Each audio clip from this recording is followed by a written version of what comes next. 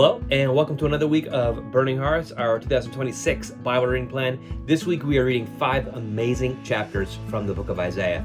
Chapter 43, 49, 52, 53, and 55. As I say every week in this section of Isaiah, I encourage you to read the chapters that we are not reading in the plan. Read them anyway. They are wonderful. They are important. This is rich. When it comes to understanding sort of the background, the language, the concepts, the imagery associated with Jesus and his arrival, this section is just a gold mine. We start with 43, which has some of the most beautiful promises given to God's people. It's the kind of thing I would encourage you to memorize verses 1 and 2 of chapter 43 and put those into your heart and mind and reflect on them. They are just wonderful. These promises to God's people, Israel, at a time where they are just suffering and waiting for God's promises to come true. This idea of waiting for God to finally show up and save them, this is really the Isaiah language image set that Jesus and the gospel writers really adopt for the coming of Jesus, because they're waiting for God to finally show up and save them in Isaiah, and Jesus is God finally showing up to save them. And so all of these language, these ideas from Isaiah, they're all reflected in the Gospels and even in Paul's writings about Jesus and stuff. Isaiah 49 is one of what's called the servant songs. There's 4 of them in this section from Isaiah, and these are little sections of prophecy or big sections that are designed around this figure called the servant. And who the servant is a little controversial.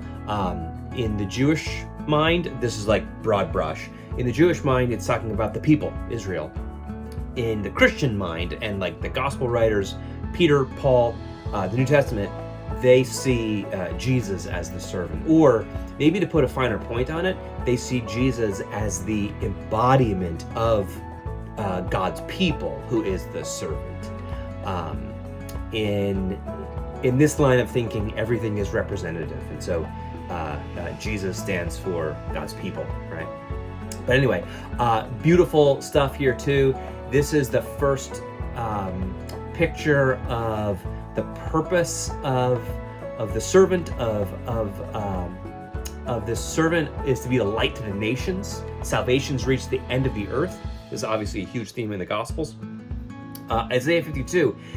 There's 2 kind of different sections to this. The end of it is the beginning of the next servant song, which is about the suffering servant. That's Isaiah 52 and 53, and this is famous because of the way the New Testament authors clearly see Jesus in this. And you'll read it and you'll remember it from things like Good Friday.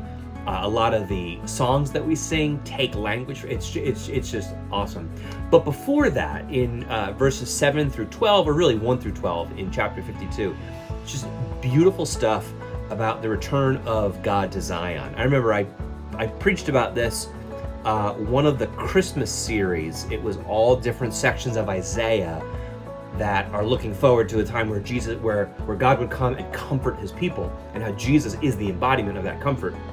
And this was one of the main sections I remember. 53 is this challenging stuff about the suffering of the servant, and then 55 is this beautiful future promise of a day where anyone who is thirsty can come and buy wine and milk without money and without price.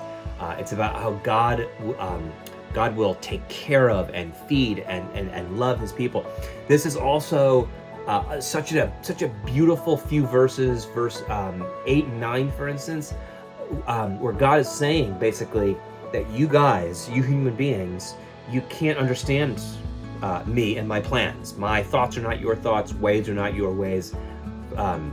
My ways are higher than yours. And so basically, you can't figure me out, God is saying, but what you can do and should do is trust me, and trust that the word that goes out of my mouth, just like the rain comes out of the sky and it waters the ground, and because of it, plants and fruit pop up and feeds the world. The word that comes out of my mouth will go out, and it will water you, and you will grow and sprout and bear fruit, and it will not return to me empty. This beautiful stuff in these chapters. I encourage you to reread them, to sit with them, to reflect on some of the imagery, and to even do some thinking about how this, like how you've seen this in the New Testament, in some of the songs we sing and some of the imagery. Check out the Bible Project stuff on these chapters from Isaiah. It is awesome as well. And have a great week of reading.